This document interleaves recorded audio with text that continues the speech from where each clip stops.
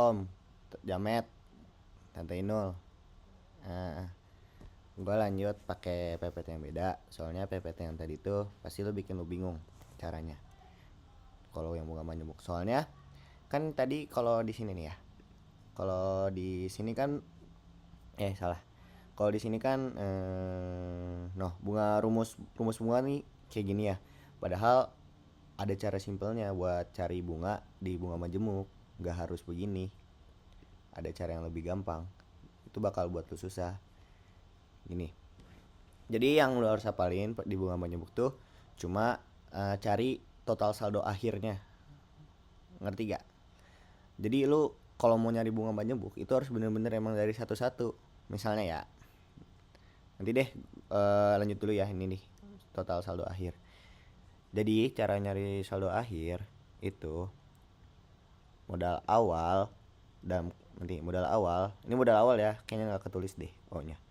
Modal awal dalam kurung 1 ditambah B ini kayak suku bunga kayak yang tadi persennya, cuma harus diganti ke desimal.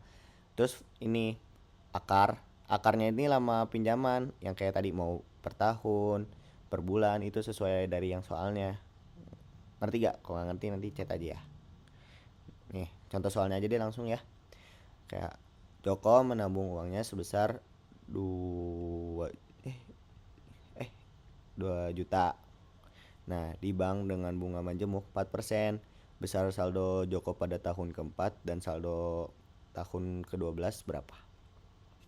Di sini kita harus cari tahu dulu kan sebenarnya bunganya. Nah, kalau di bunga tunggal kan nyari saldo itu tinggal kayak ada rumusnya. Nggak usah satu-satu. Tapi kalau di bunga majemuk ini harus satu-satu. Karena apa? Karena patokannya itu ganti-ganti tan, nggak kayak kalau di bunga tunggal kan kayak 10 juta. Misalnya lo investasi ke Telkom 10 juta. Terus dapat bunga tunggal dari Telkom 10% per bulan. Lu 1 tahun, lu mau investasi 1 tahun 10% dari 10 juta itu kan 1 juta. Nah, tiap bulan tuh nggak ganti-ganti, tetap 1 juta per bulan, dapat 1 juta, dapat 1 juta.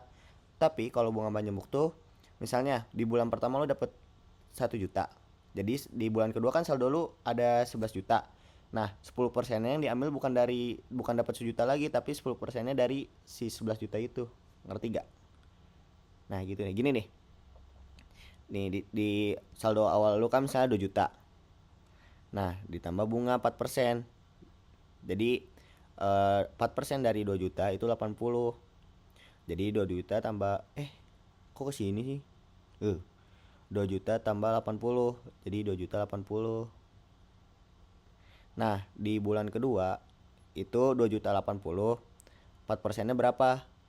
Ngerti gak? Jadi 4%-nya ini bukan dilihat dari 2 juta lagi, tapi dilihat dari bulan lu pertama. Kayak 2 juta 80, 4%-nya 83.200. Nah, jadi 2 juta 80.000 ditambah 83.200 jadinya segini. Nah, pokoknya kayak gitu deh ya. Nah, terus buat misalkan di sini saldo tadi yang ditanyakan kayak ininya apa sih saldo akhir.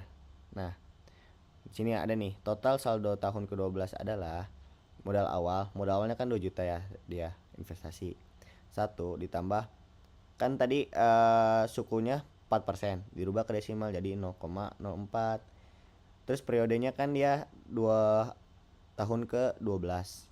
Nah, di sini tulis akar 12. Habis itu udah deh selesai. Nanti ada jawabannya. Kalau di sini